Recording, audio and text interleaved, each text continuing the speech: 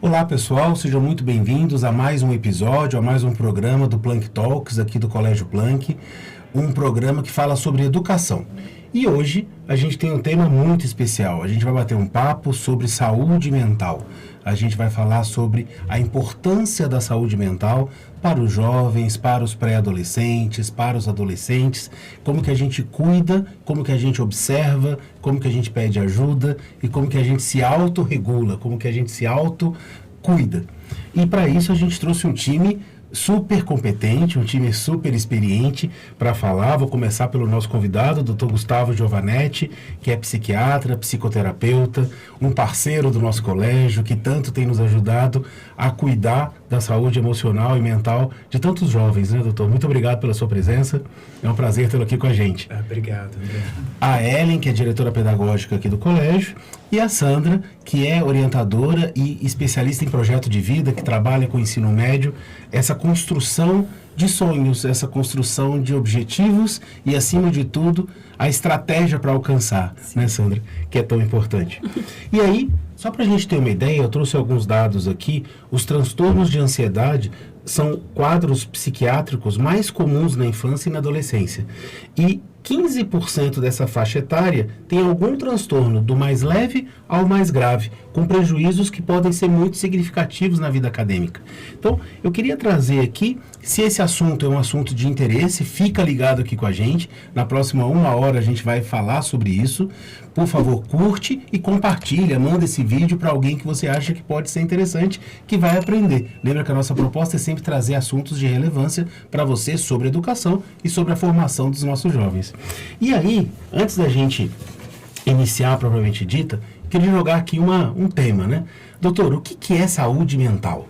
Como é que a gente pode abordar isso dentro de uma escola e como que isso é tratado entre os pais e os jovens? Então, saúde mental, né, um termo bastante complexo. Eu acho que a gente tem uma ideia inicial, que eu acho que é corrente hoje na mídia, em todos os lugares, ainda bem que cada vez mais se fala sobre saúde mental, mas sempre numa perspectiva e num recorte muito atento para os transtornos. Então, os transtornos são um elemento da saúde mental, onde há o sofrimento, há elementos mais da doença, e muitas vezes a gente fala menos sobre a saúde em si, né? Os fatores protetores da saúde emocional, saúde mental, desde o desenvolvimento das relações humanas, da construção de um projeto educacional, um projeto de vida, né? Acho que aqui no colégio, além desse projeto de adquirir conhecimento de qualidade, atingir objetivos e metas, né? Principalmente vocês estão trabalhando com projetos de vida, né? De colocação, quem é você, que tipo de retorno eu vou ter da vida ou eu vou dar para a vida, né? Então, acho que esse é um ponto interessante da perspectiva que a gente pode falar de saúde mental como um esclarecimento para reconhecimento dos sintomas, das dificuldades, mas também falar da saúde mental como esse elemento de cuidado, de fatores protetivos. E são aspectos complementares, né? Uhum. Quer dizer, eu analisar esse transtorno, identificar, saber tratar, saber cuidar, mas ao mesmo tempo olhar como que eu evito, né? Como que eu cuido dessa saúde.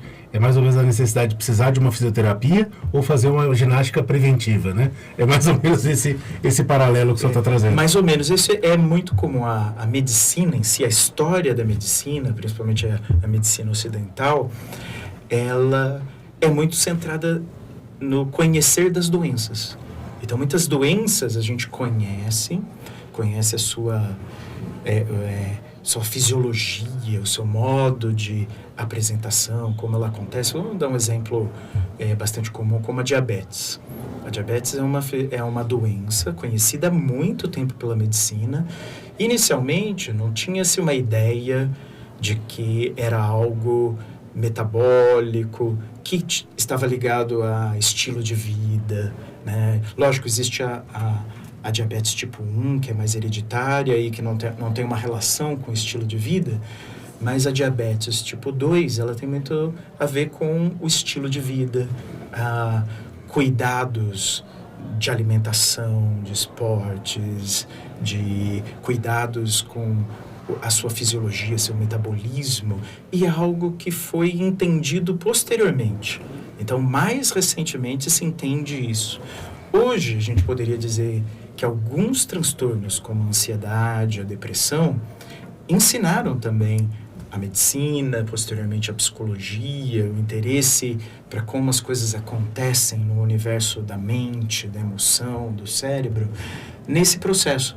Talvez inicialmente se conheciam os distúrbios, as depressões mais graves, os quadros de esquizofrenia ou o pânico. E isso remete depois a que estilos de vida, além dos fatores genéticos, que são muito importantes dentro desses quadros, especificamente mais alguns, né, como esquizofrenia, tem um fator genético forte, depressões maiores do tipo melancólica, tem um fator genético mais importante, mas alguns elementos de ansiedade, de depressão, quadros mais leves ou que são consequências de estilos de vida ou modos de relação humana, essas foram também algo que foi aumentando o interesse ao longo do tempo, né?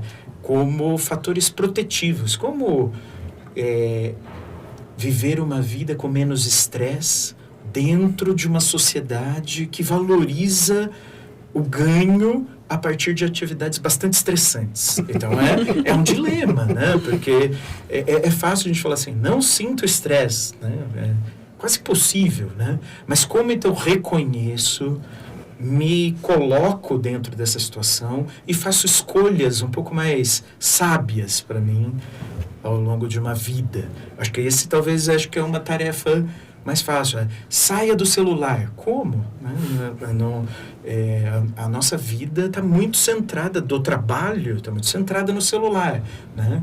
Mas talvez eu possa reconhecer que alguns minutos de redes sociais, eles são extremamente momentos perdidos, talvez, né? Naquele instante. Talvez porque alguns instantes eu me motivo a entrar na rede social para o contato específico com alguém, quero encontrar alguém, quero falar com alguém, mas muitas vezes a motivação é um alívio, é uma busca por uma emoção que compense outras que eu não estou consciente, que eu não estou entendendo o que está acontecendo, e aí aquela atividade automática, mecânica, que me leva para uma outra sensação, para uma outra fisiologia, mas ela ainda me mantém pouco consciente, automático, né? E aí no final de um tempo, a fisiologia vai acontecendo, as alterações no corpo, na emoção vão se dando, e às vezes eu só vou ver a consequência daquilo, né? Como um quadro de esgotamento, né? Como um quadro de sensação de desconexão, de solidão. E aí sim, esses são fatores de risco muito importantes para o desenvolvimento realmente das patologias, né? O senhor trouxe um ponto que eu acho que a Sandra vivencia muito aqui no colégio, né? E a Ellen também, que é essa questão de diferenciar. Vamos cuidar da sua saúde emocional, vamos identificar como é que a gente pode trabalhar e como que a gente cuida e identifica que de fato há um sintoma de alguma doença. Sim. Como é que você vê isso, Sandra? Então, essa situação ela é muito recorrente no universo adolescente, né? Os adolescentes vivem, hoje nós todos vivemos aí a hipermodernidade, né? Onde a gente tem aí a cultura da perfeição e da eficiência, e isso imprime nos jovens uma uma busca, né, por algo que eles não têm maturidade ainda para vivenciar na sua totalidade. E isso é um fator de estresse muito grande e a gente vive isso todos os dias. Existe uma cobrança muito grande por resultado, por atender aos grupos, pela cultura do corpo, né, uma série de fatores que eles estão submetidos, a própria influência da mídia, né, e isso tudo vem parar aqui, vem parar na escola, né, no momento em que o estudante senta ali para fazer uma atividade, para fazer uma prova, isso tudo aparece. E aí é a hora que a gente tem que observar para poder cuidar, né? O que realmente é um fator de estresse ou é algo que já está no momento em que a gente precisa olhar mais atento, com mais cuidado, e aí é a hora que a gente percebe e precisa estabelecer parcerias, né? E na nossa aula de projeto de vida, né, a gente fala muito sobre autocuidado e a necessidade de você perceber quando uma situação não está legal, que eu preciso pedir ajuda. E para o adolescente, às vezes, pedir ajuda é muito difícil. É isso que eu ia te perguntar. Eles não têm essa luzinha que acende tão binariamente, né? Não, eu não percebi tem. tudo de pedir ajuda. Não, às vezes ele nega essa ajuda ou não percebe. Sim. E às vezes é difícil reconhecer que está estressado, né? Porque eu acho que esse é um ponto muito interessante, André, que ainda antes das patologias, né, se a gente entender o estresse em si, primeiro, né, o estresse é uma resposta do nosso organismo a uma demanda.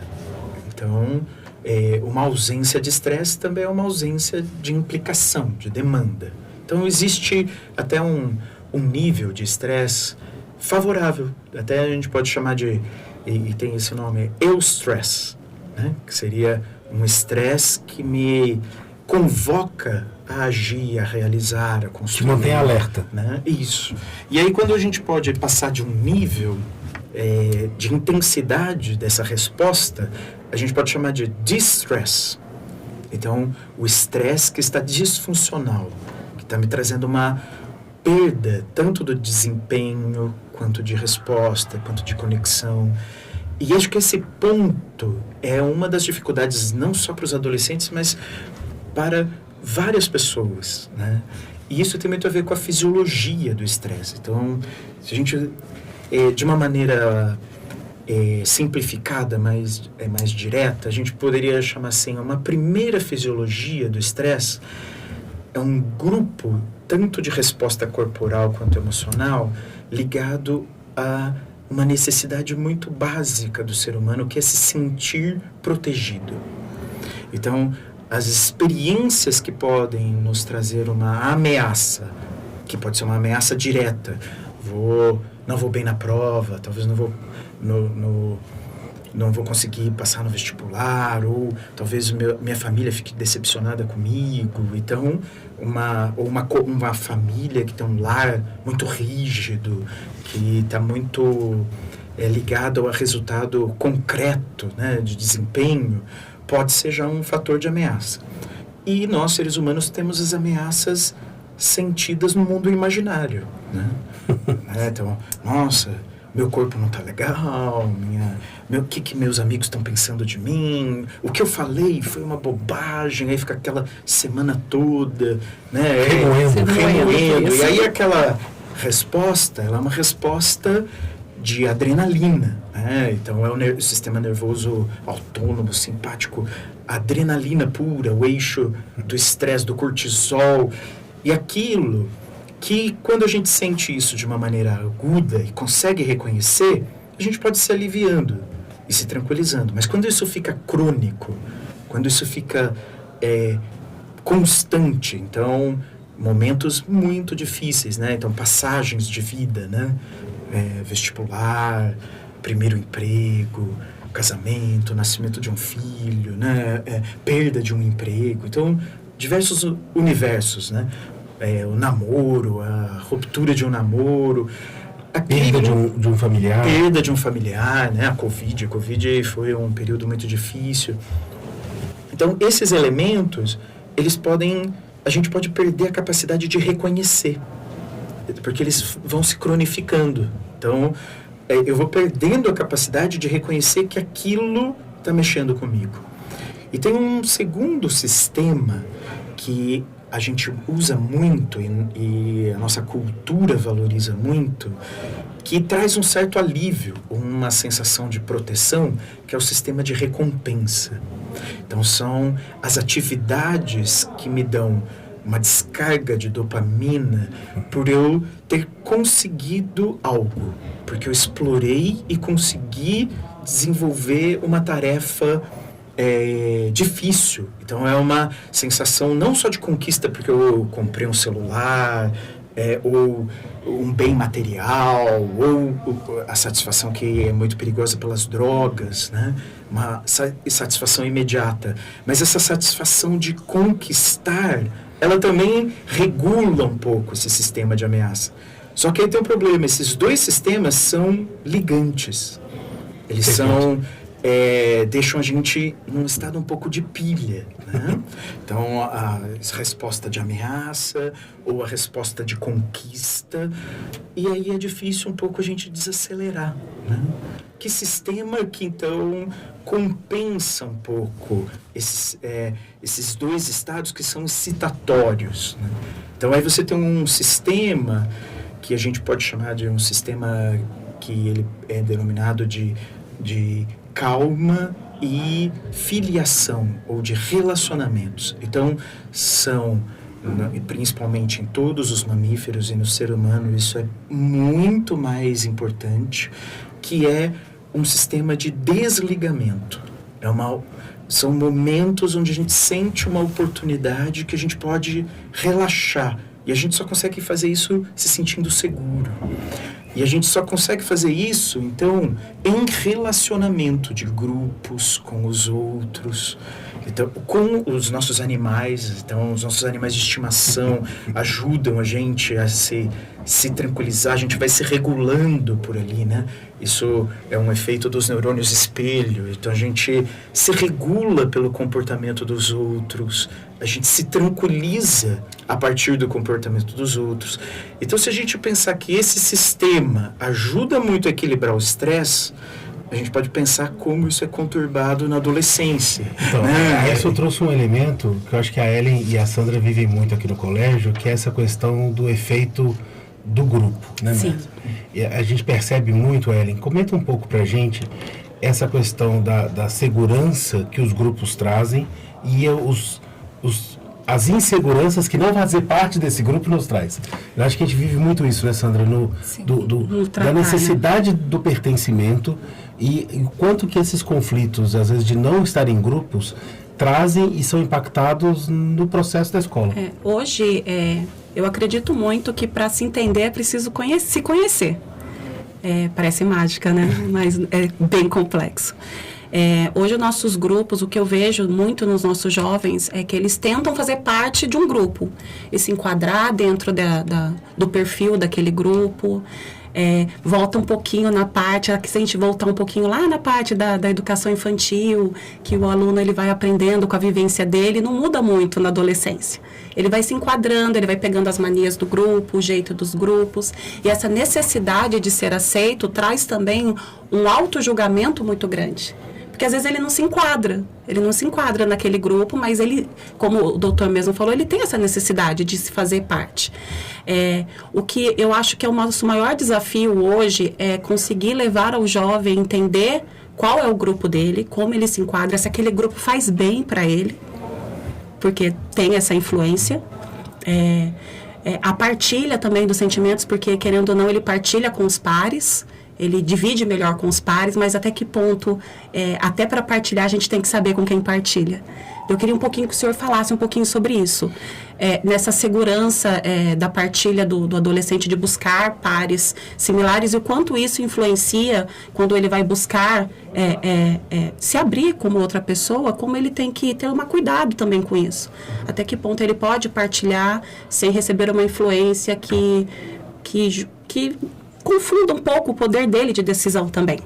Porque isso acontece muito, né? Principalmente nessa faixa etária, né, doutor? Eu acho que a busca por pares, eu acho que é uma tarefa de vida, né? E eu acho que a gente busca o tempo todo. Estamos aqui tentando, né, assim, fazer esse encontro, olha, distribuir conhecimento, trocar dificuldades. E aí a adolescência, acho que é um ponto muito importante, porque se a gente pode falar assim, qual é o primeiro, um sinal bastante importante para se reconhecer como um sinal de alerta na adolescência? A sensação de desconexão. Então ele não se sente conectado num grupo, ele não se sente conectado na família. Porque às vezes ele não se sente no grupo, mas ele é bem conectado com a família. Sim. São famílias que formam unidades, mas... Quase que se auto-bastam. Né? Isso, que se organizam, e aí é uma referência para a pessoa. Às vezes as famílias são lugares difíceis de ficar. Então aí o grupo pode ser o protetor, né? E aí ele vai se regulando. Então essa busca por conexão é uma tarefa que eu acho que é muito protetora da saúde mental. Então um dos sinais que alguém pode estar sofrendo e adoecendo são essas sensações. Eu me desconecto do sono, aí eu não consigo dormir, aí eu me desconecto da alimentação, eu me desconecto de um objetivo. Então, você está preocupado em passar ou não no vestibular ou tal. Não tô nem aí. Né? Então, essa resposta, não, tanto faz. É uma resposta muito preocupante. Pode ser uma recusa só de querer dizer pra gente, que ele não está afim de dizer pra gente, vai dizer pro amigo. Mas é essa percepção de que isso vai acontecendo em todos os ambientes da pessoa, aí sim é um sinal de alerta importante. Porque aí ele pode estar sofrendo algo mais depressivo, né, onde a depressão, além da tristeza, né, como uma marca muito forte da experiência da depressão, um elemento bastante preocupante e bastante difícil de trabalhar quando a gente está muito deprimido é a vontade. Então é um impacto muito grande. Então a pessoa deixa de ter vontade. Então ela para de produzir relação com o futuro, com projetos, né? Em casos gravíssimos ela vai... Isso é mais intenso na adolescência do que na vida adulta ou não? Ela pode ser intensa em várias épocas da vida. O que é interessante, é uma marca da adolescência, né? É que a transformação, ela não é só uma transformação individual ou uma tarefa a ser vencida. Vem tudo, né? Vem o corpo, a pessoa não se reconhece mais no corpo, né? Então faz tempo que eu não frequentava um corredor de escola, então esperando aqui para gravar, aí vai aparecendo aquelas figuras que não estão harmônicas ainda, né? na estrutura corporal. Então cresceu mais as pernas, os braços, ainda ela está num movimento de desenvolvimento corporal que dificulta o reconhecimento da autoimagem. Então, essa necessidade de uma identidade de passagem para a vida adulta, né? Então, em relação a um grupo, mas não só em relação a um grupo aqui da escola, mas também lá fora, que tipo de profissão eu vou escolher, que tipo de marca eu vou levar ou quero imprimir para a vida. Então, pode trazer uma intensidade maior de alguns sofrimentos. Então, principalmente esse de ser aceito ou rejeitado por um grupo, de ter uma marca física ou emocional ou de comportamento que marque o grupo, que se transforme em um elemento de bullying. Então, por que o bullying é muito mais impactante nas crianças e adolescentes do que num adulto, que também nós sofremos bullying diariamente aí, né, nos nossos embates, nas nossas discussões, pode se formar um grupo contra a gente e tal, mas a gente talvez se sinta um pouco mais com uma história, uma estrutura de identidade. Mais cascudo. Talvez a gente possa dizer isso, né? E o adolescente, ele ainda está buscando essa maneira de construir. Então, o papel do grupo para um adolescente é muito importante. E o grupo não é só o grupo físico, né? Então, a partir também desse mundo bastante conectado, moderno, é não me sentir sozinho. Pode até ser que eu não seja um cara muito popular, ou não esteja nos grupos, mas às vezes eu, na rede social, já me conecto com pessoas até de outros países. Falo assim, não me identifico aqui, mas me identifico ali, e eu não tenho uma sensação de desconexão, de uma solidão sem representação de comunidade, né?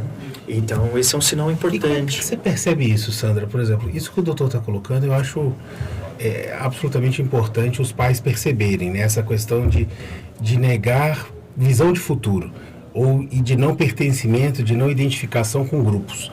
E a gente percebe, às vezes, alguns adolescentes, alguns jovens, que ficam ali mais quietinho na sala, que durante o intervalo tem mais dificuldade de se interagir, que não buscam esporte, que a família também, às vezes, ele vai ficar fechado no quarto, não interage tanto. Como é que você identifica e como é que você lida com isso no dia a dia? O grande desafio na escola é a gente separar o estudante que ele é mais introspectivo, que é da personalidade dele, então ele não tem necessidade de muitos amigos, como o doutor colocou, ele tem de repente um grupo familiar mais blindado, mais protetor, né? E ele acaba ficando ali, de alguma forma, num grupo menor. Então, identificar quais são as diferenças entre um jovem que é mais introspectivo, não tem necessidade de muitos amigos, e aquele que está esboçando ali sinais de insegurança, de medo do futuro, né? Não quer planejar, porque, sobretudo nas aulas de projeto de vida, a gente fala bastante de futuro, e tem alguns que não querem, e às vezes o medo não é exatamente do futuro. Eu não quero crescer, eu não quero deixar esse meu status. Você acha que ele tem medo de errar? Ele tem medo de projetar o futuro de forma errada? Sempre, o medo de errar sempre existe, mas às vezes ele ainda não está seguro para tomar a decisão que ele precisa. A decisão que ele quer, às vezes ele já tem, mas ela não vai de encontro com o que a sociedade ou a família deseja. E aí ele precisa buscar caminhos para construir isso, para ter condições de esboçar. Olha, não é isso que eu quero, eu já fiz minha escolha. Então, às vezes, não falar de futuro pode ser uma fuga, mas também pode ser um sinal de que tem algo mais ali acontecendo, e aí a gente tem que olhar os outros fatores que o doutor trouxe, né? Não falar do futuro é um aspecto.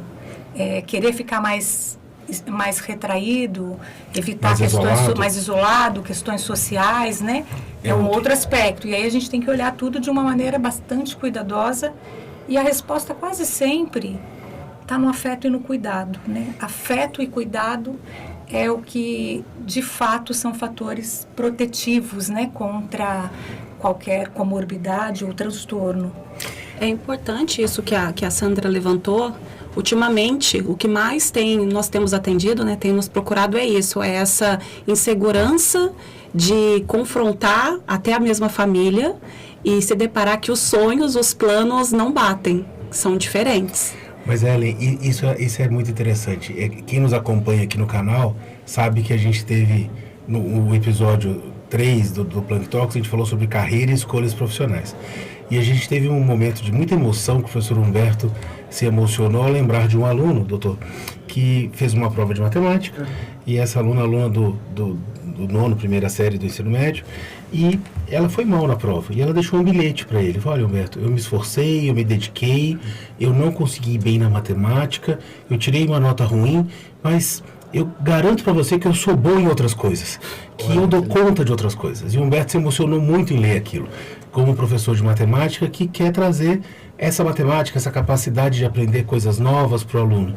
E ele se emocionou muito de lembrar do papel do professor nessa questão do aluno querer atender a expectativa do professor, que esse estudante admira o Humberto, gosta, e quando fala assim: poxa, eu não consegui atender essa expectativa, você vai ficar triste comigo. E ela colocou ali a carta, deixou um texto falando: olha, mas eu sou bom em outras coisas, continua gostando de mim. Olha, que né? interessante. Então, esse ponto, e nos emocionou a todos aqui, a gente estava participando nesse mesmo local, dessa questão de atender a expectativa, de quanto isso pode ser frustrante, do quanto que às vezes uma indiferença do professor nesse relato pode machucar esse jovem. Pode, às vezes, falar assim, não, você tirou 0 e, poxa, não estudou. Eu acho que aí está a arte do educador, né? O educador pai, o educador professor, aqui, ou qualquer... acredito que, assim, qualquer funcionário aqui da escola é um educador, Entendo. né? Então, porque esse processo, ele é muito complexo na vida de todos nós, né? Se a gente pensar assim, como identificar elementos de sensibilidade do educador para valorizar e ajudar o aluno a trazer um equilíbrio entre, por exemplo, uma mente mais competitiva, que vai ser necessário. Então, se a gente também pode dizer assim, puxa, não, dentro, até tem alguns estudos assim que mostram, atividades mais colaborativas, elas são muito melhores para a saúde emocional. Isso a gente sabe, mas ao mesmo tempo nós temos que lidar com um equilíbrio das atitudes e mentalidades mais competitivas.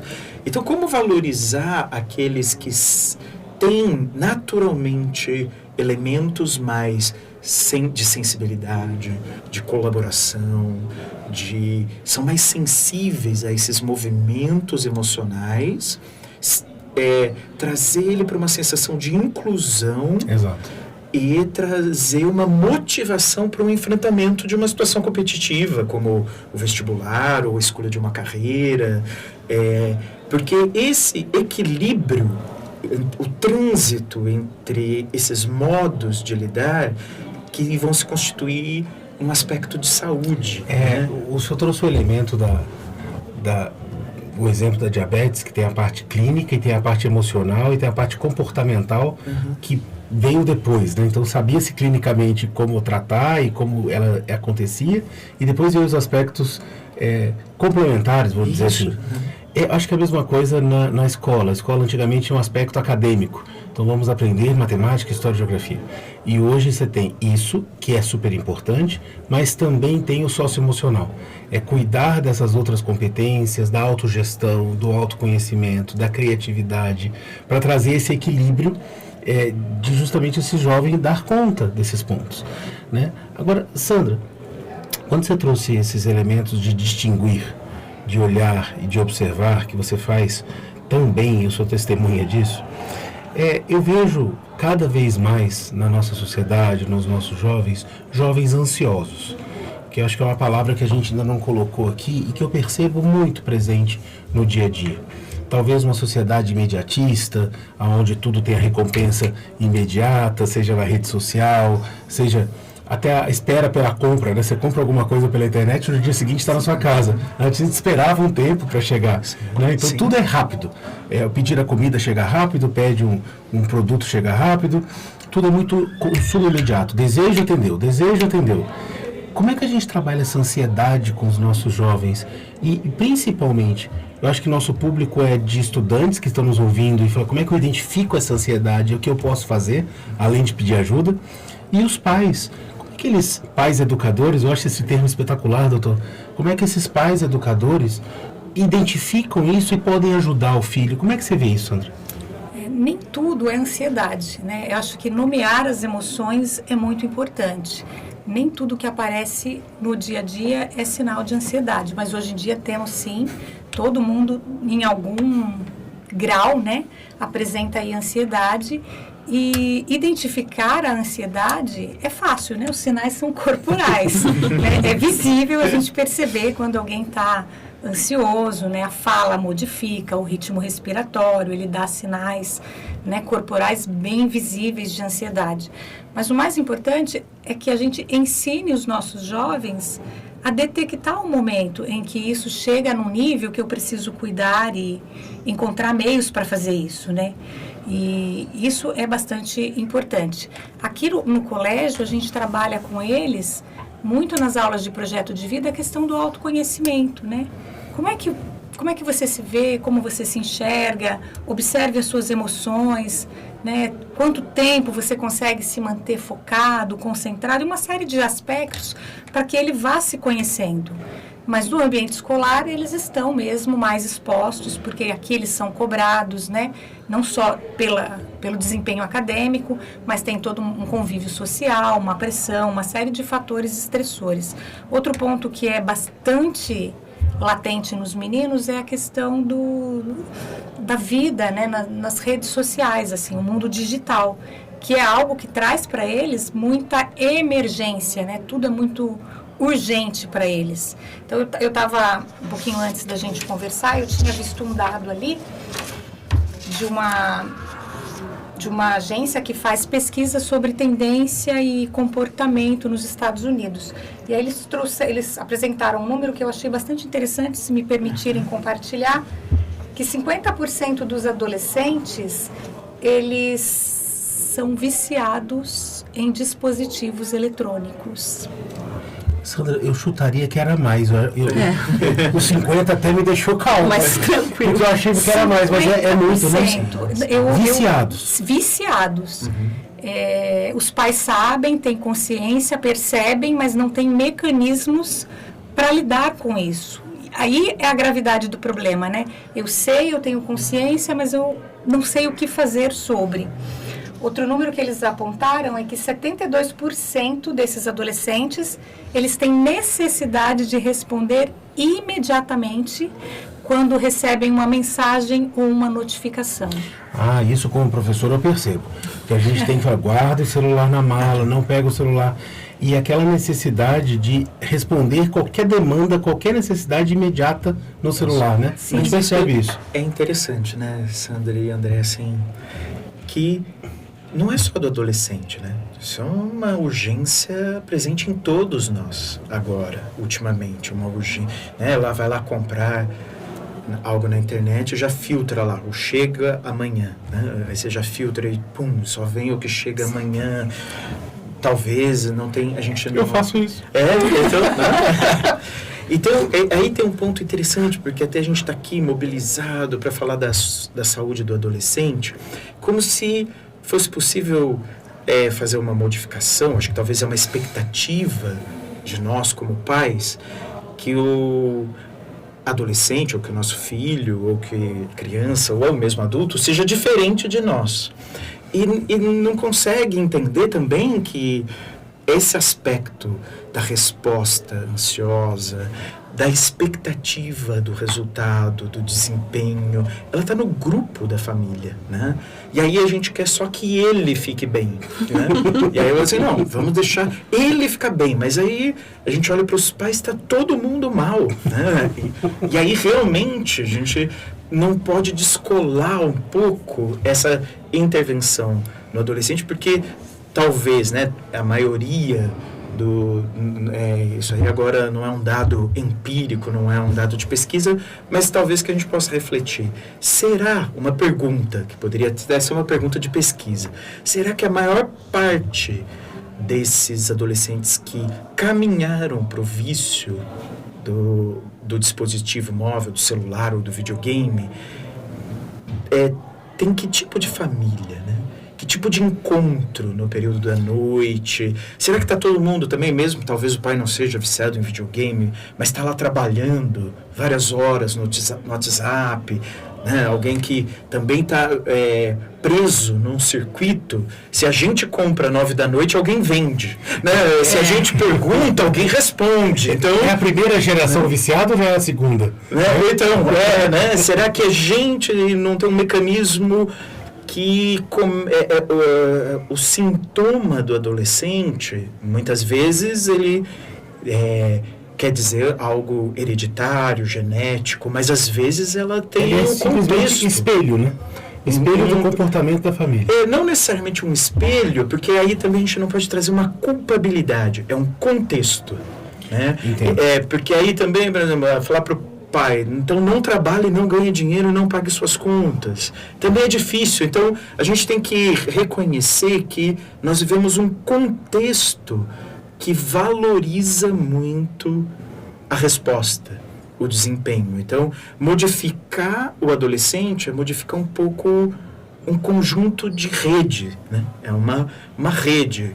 Quanto eu vou conseguir, talvez, mobilizar ou sensibilizar uma família que eles precisam ficar juntos sem demanda. Sem demanda... Simplesmente estar juntos. Só simplesmente estar juntos, né? Eu cresci em várias cidades, eu morei em 10 cidades ao longo da minha vida, então morei em cidades bem pequenas que ainda existia banco de praça na frente das casas, né? E eram muito quentes. Cidades no interior de São Paulo que são quentes. 7 da noite, 8 da noite, não dava para ficar dentro de casa. E aí as pessoas iam para a rua sentar no banco, né? E talvez ali por alguns instantes, a gente dormia mais cedo também naquela época, era uma outra... não só como um saudosismo, né, que pode ser um saudosismo da nossa própria história, mas talvez como uma reflexão. Será que a gente foi se esquecendo desse tempo de relação, de conexão? Né? Eu percebo muito isso, por exemplo, e gostei muito do seu conceito, do contexto, quando a gente viaja, né? Então, quando a família viaja junto, é um momento onde, de certa forma, todo mundo desconecta da rotina. Isso. E aí é um momento onde vocês fazem todas as refeições juntas, a família toda se diverte junta, ou vive uma situação complicada no aeroporto, na rodoviária, diferente, mas estão ali juntos, estão vivendo juntos. Isso. Os pais estão de férias, né? Os pais estão de férias, o videogame não está lá. Isso. Então você cria um contexto de relação, né? E por isso que é tão prazeroso também, né? Então esses momentos de crise, eles são momentos de crescimento da família inteira, né? Então esses momentos de crise como vestibular, escolha da profissão, não é só o adolescente que está em crise, né? O pai está em crise também. O que ele vai escolher? Vai dar dinheiro? Não vai dar dinheiro? Ele vai poder ter autonomia ou não? Então é uma crise. Vai ser feliz ou não? Vai ser feliz ou não, né? Essa é uma coisa que a gente escuta muito, né, Sandra? Isso. Será que meu filho vai ser feliz? Ou será que ele está feliz? Sim. Porque ele não pode não estar feliz. Ele tem que estar feliz. Esse bilhete aí da aluna do Humberto, né, muito bonito, porque é assim, eu não cumpri uma expectativa que é bastante valorizada, que é a nota. Mas olha, eu tenho várias potencialidades, né? Será que cabe? Então, eu acho que isso que um educador sensível pode se dar conta, a gente pode se dar conta na nossa rotina, nas nossas relações. Não só com os nossos filhos, né? Com os nossos parceiros, parceiras também, né? De quanto a gente está disponível em tempo, né? Eu acho que as redes sociais, elas não foram construídas de maneira intuitiva, elas foram muito bem pensadas, né? Justamente para captar o bem mais precioso que se existe hoje, que é o tempo, né? Então, se você uma propaganda aí de plataforma grande, hoje ela dura quanto tempo? 5 segundos, né? Se você se estender um pouco mais, é uma vitória para quem está vendendo para você. Então, ele vai buscar aquilo que tem de mais precioso, que é a sua atenção. E aí você gasta o seu tempo naquilo. Então... eu acho que Doutor, eu passaria horas ouvindo o senhor aqui, porque eu acho... É uma aula e é muito gostoso ouvi-lo. A gente tem falado nesses pontos, eu acho que tem dois aspectos que eu queria ouvir um pouco vocês, 3. Existe a questão da ansiedade, Sandra, e você disse nem tudo é ansiedade, né? Tem outros aspectos. Eu queria que você abordasse um pouquinho, tirando o conjunto ansiedade, o que é o resto. E trazer um pouco como que a gente lida com esse jovem, que é um desafio meu como pai, é um desafio meu como educador, é um desafio meu como gestor escolar, trazer a resiliência, né, para as pessoas, fazer com que as pessoas tenham essa capacidade de persistir, de continuar, de enfrentar os desafios visando ali um objetivo maior, em especial com os jovens. Então, como que se enxerga esses outros aspectos de ansiedade e como trabalhar essa resiliência aí no nosso jovem? Aí eu vou pedir ajuda para o especialista, porque para dizer para a gente assim, quais são os sinais da ansiedade, doutor, para ficar bem claro, e aí eu parto daí. Isso. E acho que é interessante, né, você falou muito bem, né, Sandra, que a ansiedade, ela é visível corporalmente, porque ela é uma experiência que ela tem um aspecto mais cognitivo, que tem a ver com a expectativa, e uma expectativa de algo que não vai sair muito bem, e uma resposta como se o futuro estivesse sendo vivido nesse instante, como algo que não deu muito certo. Então a gente tem na nossa mente uma função da atenção que é um monitoramento constante de tudo que está ao nosso entorno, e geralmente para mapear dificuldades, problemas. Então a gente é muito eficaz nisso. Até o nosso radar é melhor para o problema do que para o não problema? Isso é um traço, inclusive, da evolução da espécie, né? Porque adaptativamente é melhor que eu reconheça ameaças e problemas. Para sobreviver, né? E aí aquilo, quando ela é vivida como uma experiência imediata, eu posso ter uma descarga corporal de não conseguir lidar. Então eu posso ter taquicardia, ter sensações de sufocamento, de pressão, principalmente essa sensação de pressão, né? Sufocamento, estou sentindo falta de ar, uma pressão no peito, no pescoço ou no estômago. Então o corpo responde com um sofrimento. Tá. E mentalmente eu posso, num certo grau, experimentar uma preocupação, então pensamentos muito repetitivos, ruminativos, né? Aqueles que ficam voltando com uma tentativa de resolver um problema, ou numa sensação mais intensa, uma sensação de confusão, de não conseguir avaliar muito o que está acontecendo, né? Então isso que a Sandra colocou bem assim, uma forma de cuidar disso é a consciência de uma emoção. Isso é uma emoção. Isso que está acontecendo com você é uma ansiedade. Isso pode ser tranquilizado, né? Isso pode... vamos trazer atenção para o momento, né? Você está preocupado, mas o que está acontecendo agora? Nesse instante, como a gente pode se conectar com o momento presente? Então, essa é uma forma de cuidar disso. Curioso, doutor, o senhor falando desse assunto, aconteceu uma situação há pouco tempo atrás, com uma estudante, acho que foi na segunda semana de aula. Uhum. Uma estudante da segunda série chegou em mim e falou assim, eu tô sem dormir há uma semana. Eu falei, você tá sem dormir há uma semana? O que aconteceu? Ela falou, eu fico vendo as provas de vestibulares o tempo todo, eu não sei ainda o que eu quero fazer, eu não vi esse conteúdo ainda, mas quando eu olho a prova eu não sei responder. Eu falei, tá. Você não viu o conteúdo? Eu respirei e falei, tá, vamos lá. Você tá na segunda série do ensino médio. Você sabe que você ainda vai ver esse conteúdo. Sei. E você sabe que quando você ver esse conteúdo, a prova para você vai fazer sentido. Sei. Eu falei, então por que você não para de ver a prova até ver o conteúdo? Ela parou, me olhou, pode funcionar. Eu acho que eu não vou ver o simulado mais. Eu falei, não vou. Ela, no final, ela me deu um abraço tão gostoso assim, nossa, obrigada. Eu falei o óbvio para ela. Foi o óbvio. Mas a emoção do sentimento ali da ansiedade, de saber que ano que vem eu vou prestar uma prova, vou prestar um vestibular e eu ainda não tenho todo o conteúdo. Eu sei que eu vou ver, mas será que o fato, quando eu for ver, eu vou aprender realmente? Eu vou conseguir atender aquela prova? Eu estou sofrendo sem ter a base para ter a resolução daquele problema. E às vezes só a palavra de não veja a prova.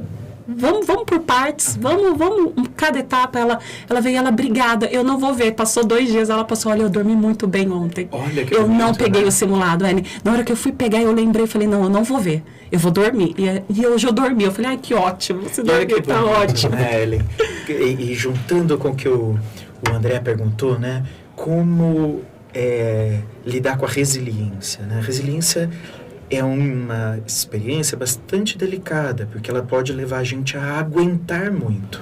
E aí seria um caminho ruim, né? Resiliência é aguentar. E aí eu posso diminuir minha capacidade de se queixar, de pedir ajuda, de me incomodar, e vou aguentando até o corpo cobrar, ou até a mente cobrar. Mas o que você contou pra gente, ele tem muito a ver com como o que talvez desenvolveria algo que a gente poderia ser uma resiliência saudável é a capacidade de me sentir apoiado, me sentir junto com alguém. E isso parece simples, mas não é tão simples.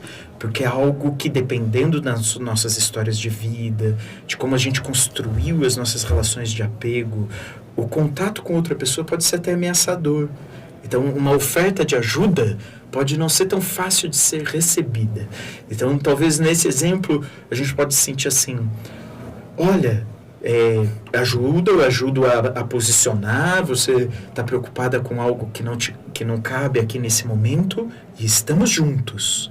E aí a pessoa recebe esse apoio, e aí a resiliência se constrói nessa relação de apoio e não de aguentar. Esse é uma coisa importante. Né?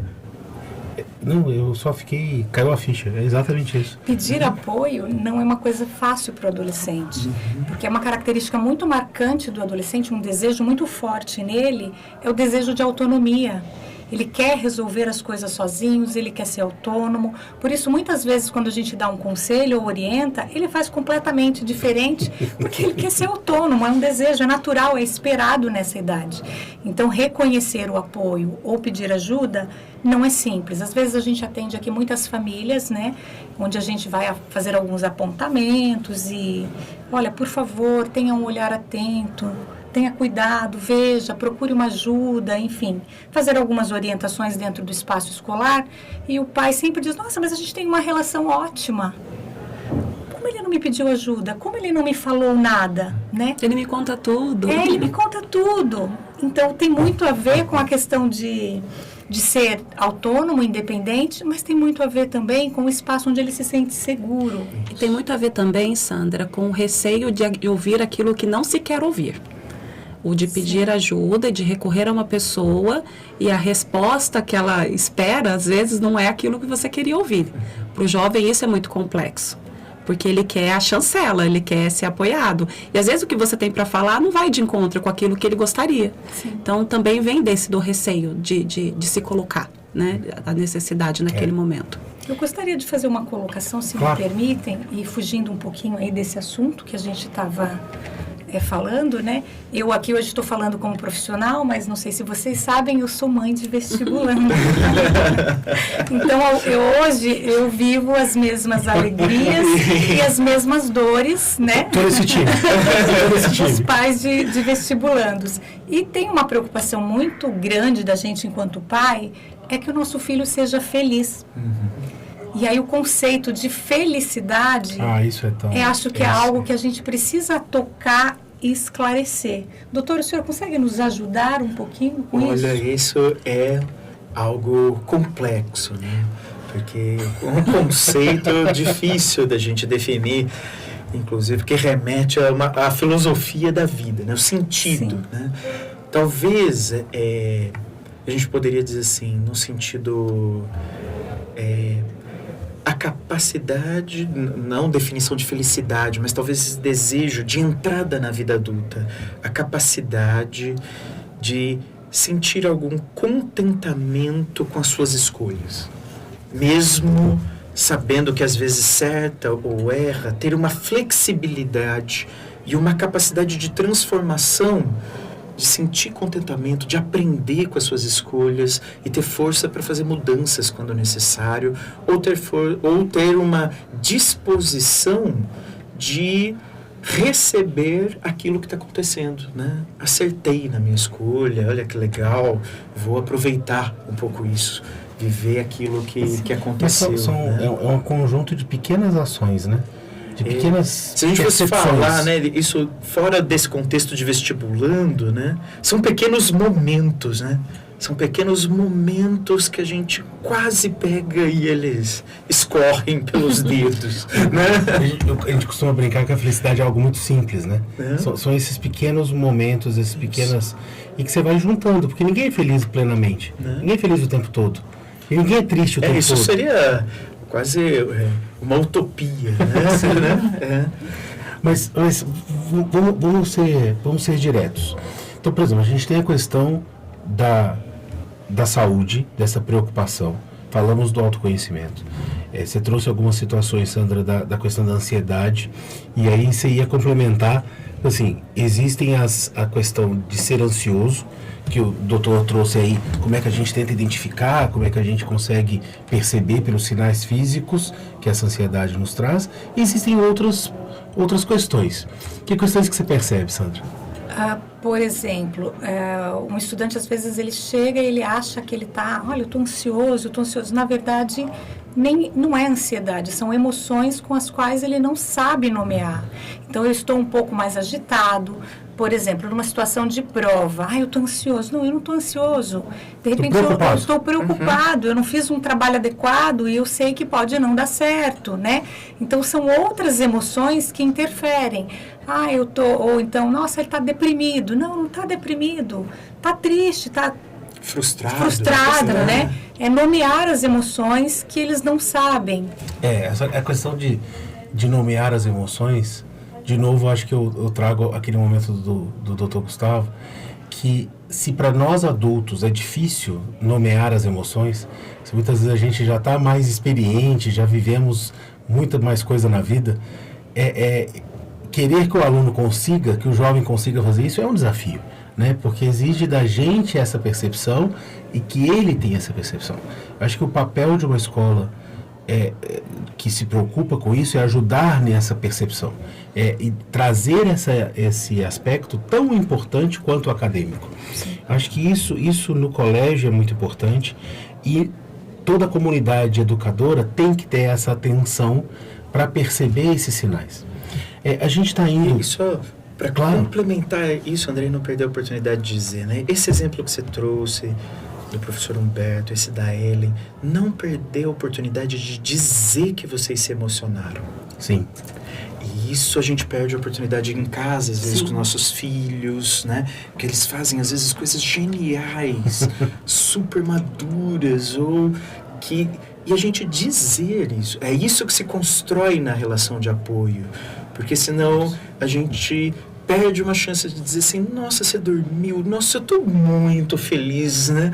Vamos comemorar e tal, olha que legal. Então, não exigir só do outro, né? Porque senão a gente sempre tem essa expectativa que o outro vai se reconhecer melhor as emoções e aí eu não preciso... Se eu ajudar a reconhecer isso. Se eu ajudar, se eu trouxer isso em relação, olha, eu fiquei feliz, isso que você está vendo em mim é felicidade. Olha, eu estou esperançoso. Isso que você está vendo em mim é esperança, né? Então, lembrar que isso é sempre um diálogo. Sim. Né? Uma troca, né? Uma troca. Doutor, eu achei espetacular a sua participação aqui com a gente. Esse Plank Talks, ele trouxe, mais do que discutir necessariamente como que a gente cuida, ele trouxe alertas para que a gente possa perceber no nosso filho, no nosso estudante, no nosso colega de trabalho, sinais e levar à pauta a preocupação com a saúde mental. Eu acho que hoje quebrou-se um pouco esse paradigma de que falar de saúde mental é algo que a pessoa está mal e é quase proibido falar. Acho que quanto mais a gente trouxer isso para uma mesa, quanto mais a gente discutir isso entre as famílias, entre os pares, a gente vai quebrando aqueles medos de falar de saúde mental, porque a pessoa vai precisar de um apoio, é louco. Os estigmas. Né? Eu acho que trazer isso. E esse nosso Plank Talks trouxe isso. Então você que está nos assistindo, se você quer algum aprofundamento em algum tema, se você acha que, claro que a gente vai trazer o Dr. Gustavo de novo, a gente já deixa aqui o convite para a gente debater técnicas de como que a gente, uma vez percebendo como nós estamos, nomeamos os nossos sentimentos, como que a gente pode, talvez não gostando disso que a gente está sentindo, como que a gente volta à nossa melhor versão, como que a gente se eixa, né, se coloca no eixo de novo. Já fica aqui o convite para o senhor vir falar com a gente, o trabalho que o senhor vai fazer com as nossos alunos da terceira série.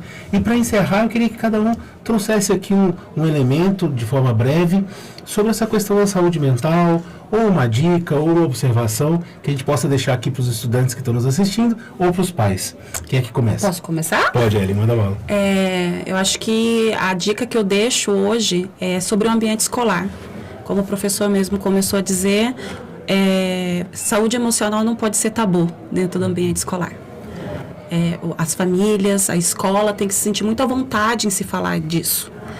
Quando a gente vê que a parte emocional do aluno é que vai reger todo o caminhar dele dentro da escola, seja de autoconfiança, seja da resiliência, seja de entender que ser feliz também envolve frustração, e isso vem da resiliência. Isso se fala num ambiente saudável. Então, a escola tem que ser um ambiente saudável.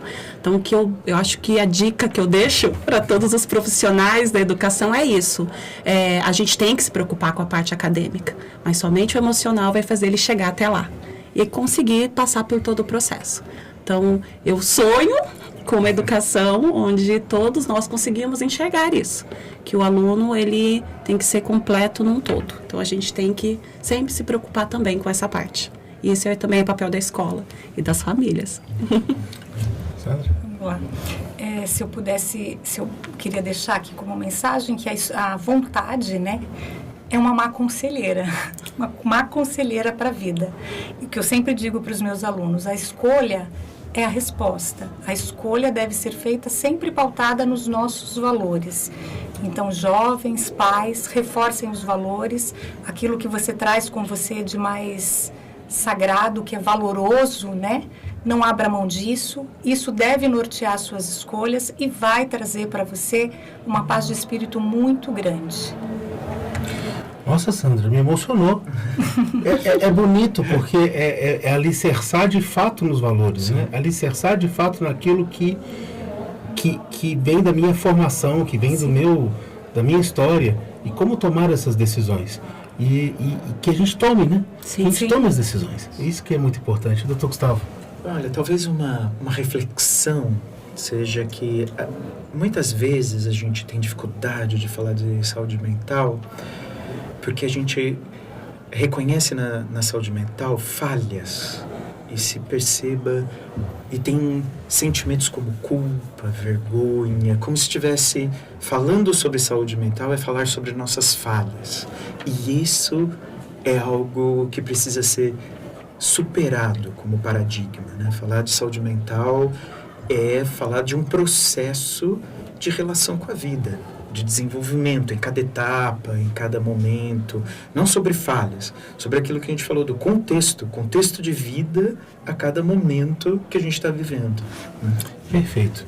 Gente, eu queria agradecer muito a presença de vocês, Ellen, Sandra, Dr. Gustavo. Foi um bate-papo super gostoso. Eu espero que você que nos assistiu, que ficou aqui esse tempo, que fez a escolha de estar conosco ao longo dessa hora, para discutirmos saúde mental, que a gente tenha trazido algumas reflexões, algumas provocações, para que você possa estar mais atento a você mesmo, aos seus filhos, aos seus pares, aos seus familiares, para que a gente construa sempre uma sociedade melhor, sempre uma sociedade mais leve, uma sociedade mais calma, uma sociedade mais empática, uma sociedade mais generosa, que eu acho que é isso que a gente está precisando, viver um pouco mais leve. A vida é tão intensa, tantas coisas que a gente quer, que a gente precisa. Se a gente for mais leve, se a gente se preocupar com essa saúde mental e deixar isso claro, eu acho que o senhor colocou muito bem, né? As fraquezas, não é expor as fraquezas, é saber que elas fazem parte. Isso. E que elas estão ali. E tudo bem elas estarem ali, elas só podem nos dominar. É isso, gente. Muito obrigado pela presença de vocês. Se esse vídeo foi interessante, comenta aqui embaixo. Se faltou algum tema, se você gosta que a gente aprofunde de mais algum, pode comentar. Compartilhe esse vídeo. Não esquece de curtir o nosso canal. E fiquem ligados que semana que vem tem mais um episódio de Plank Talks. Tchau, gente. Pessoal, muito obrigado.